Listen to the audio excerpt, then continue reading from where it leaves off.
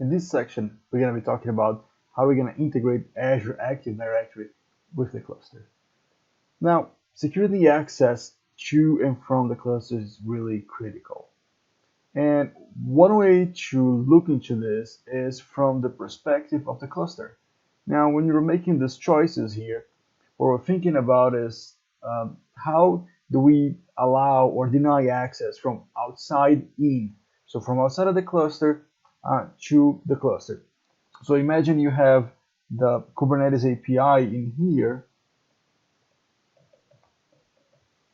How do we make sure that if someone wants access to that API, let's say through kube control commands, that that person is authorized to run the commands that he's asking to run?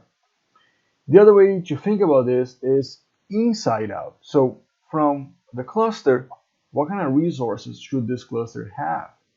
So for instance, if a cluster is trying to then access Azure Container Registry to pull images, is that the right registry that he has access to?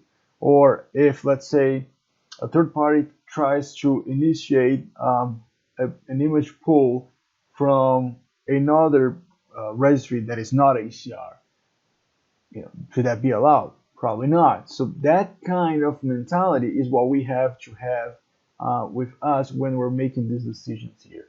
So thinking from the outside into the cluster and then from the inside of the cluster going out. Now, there are two ways we can actually manage this.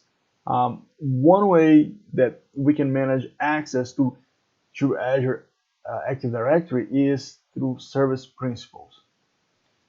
Traditionally, that's been how we've been doing in AKS. Now, with the introduction of managed identities became then the preferred and recommended option when we have to manage this access. The reason for this is that when you're doing service principals, you really have to manage. There's more work. You have to manage and rotate secrets, whether that's manually or programmatically. That's really on you to do it. Whereas in using managed identities, for instance, Azure AD manages all of that for you. It performs the authentication and it does a rotation of the secrets for you. It is recommended that managed identity is enabled so that a cluster can interact with external Azure resources through Azure AD. You can enable this only during the creation of the cluster. You cannot really do this integration after the fact. Even if you're really not planning to use Azure AD, it is really wise to just turn it on, enable it, and then later on, if you want to use it, it's already in there. So again, you can only really enable this at creation of the cluster. An example here for an inside-out case is when we're using managed identity to pull the images from a container registry. Now, this would require that action, for pulling these images would require that the cluster would have the secrets of the registry. So you need, the cluster needs somehow to know how to authenticate and to retrieve those images.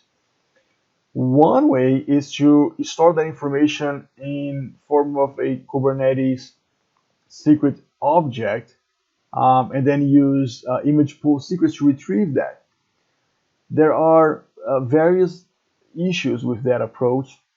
Well, one of which is it's a complex approach to get it right, and in most cases you would need to know prior to do that, prior to have that as a secret. You really need to know this secret so you can encode that as base64 and put that into your cluster.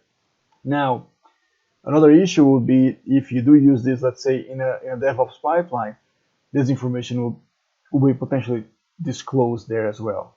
Now, what we can do to get away from this situation here, aside from also having to manage all the secrets, is to grant an ACR pool access to the managed identity of the cluster to your registry. In my example here, the cluster would be granted access with ACR, so ACR pull to that specific registry.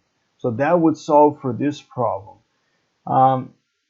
In this architecture here, the cluster will access Azure resources that are secured and are backed by Azure AD.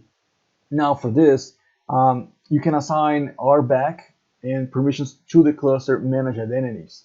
So you really have a fine-grained control of what you can do with access that the cluster needs. The other thing that I want to touch base here is that if you think about from the outside in now, so we just looked from the cluster to the registry, but if we take back this actor at the top here, we can also apply roles and permissions to the outsiders and folks that need to actually access and work in the cluster. You can definitely block and you should whitelist IP addresses to the Kubernetes API. But if you're even providing access to developers and folks in ops who are dealing with the cluster, you can then grant permissions specific and RBAC control to those users. Now, just on that topic, a few interesting things in here is that you can associate Kubernetes RBAC objects back into Azure Active Directory. In Kubernetes, what we have is you have a set of permissions, and you can define either a role or a cluster role for like a cluster-wide set of permissions, and then you would bind some specific permissions of what the user can do, such as you can view or edit another object. You bind that into a user or a group, and that that could be either a role binding or a cluster role binding.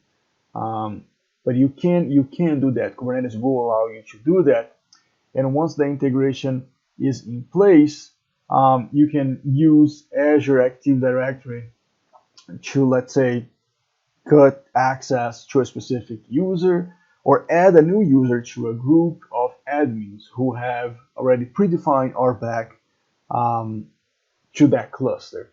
So that will alleviate a lot of the management of RBAC. The second topic here that I want to touch base is, as we extend and we look into using managed identities for the cluster, we can also do that in a similar fashion, but we're now assigning to a pod. So imagine in this example here that one of these pods, so I'll take this one here, needs access to a storage account. What we can do here is provide a specific set of permissions, again in RBAC through the to an MI, to manage identity, that workload, that pod will request and use to access information. For this here in specific, as we go and get very granular about RBAC, we're looking into the AAD and pod identity project. I'll have a link to that at the end of this video. It's on GitHub, and that project will explain how to set up manage identity to a pod, so on a pod level.